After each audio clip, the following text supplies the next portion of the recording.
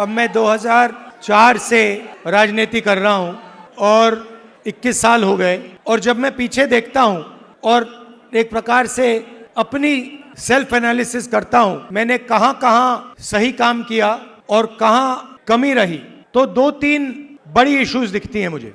जमीन अधिग्रहण बिल किया, मनरेगा किया, भोजन का अधिकार किया, ट्राइबल बिल, न्यामगिरी की लड़ाई लड़ी, ये काम मैंने सही किया। अगर मैं थोड़ा पीछे को देखता हूं तो मुझे एक बात बिल्कुल क्लियर दिखती है कि एक चीज में मेरी कमी रही थी। क्या थी? जो ओबीसी वर्ग है उसका जिस प्रकार से मुझे प्रोटेक्शन करना था मैंने नहीं किया। मेरी रिग्रेट क्या है कि अगर मुझे आपकी हिस्ट्री के बारे में, आपकी इश्यूज के बारे में थोड़ा सा भी ज्यादा मालूम होता, मैं तभी जाति जनगणना करा देता।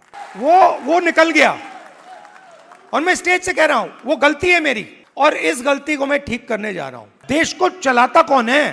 देश को, उसकी, किसी भी देश को उसकी उत्पादक शक्ति चलाती है। और देश में मेन सवाल ये उठता है कि अगर उत्पादक शक्ति देश को कुछ दे रही है, भोजन देती है, औजार देती है, ये इमारतें देती हैं, तो उस शक्ति को अपने खून पसीने के लिए देश क्या देता है? आप मेरी बहन से पूछो, कभी मिलोगे तो पूछना, अगर कभी राहुल ने किसी चीज के बारे में मन बना लिया तो उस बात को वो छोड़ेगा या नहीं छोड़ेगा? वो पूछ लो उससे। मैं नहीं छोड़ने वाला। आप ये मत सोचो कि मैं जाति जनगणना की बात करना हूं। जाति जनगणना तो पहला कदम है। मेरा लक्ष्य है कि उस उत्पादक शक्ति को हिंदुस्तान में रिस्पेक्ट और हिस्सेदारी मिले। आप राहुल गांधी बोलते रहते हो, मगर राहुल गांधी, आपकी शक्ति के बिना राहुल गांधी कुछ नहीं है। तो मेरा काम आपकी शक्ति को अलाइन करने का है।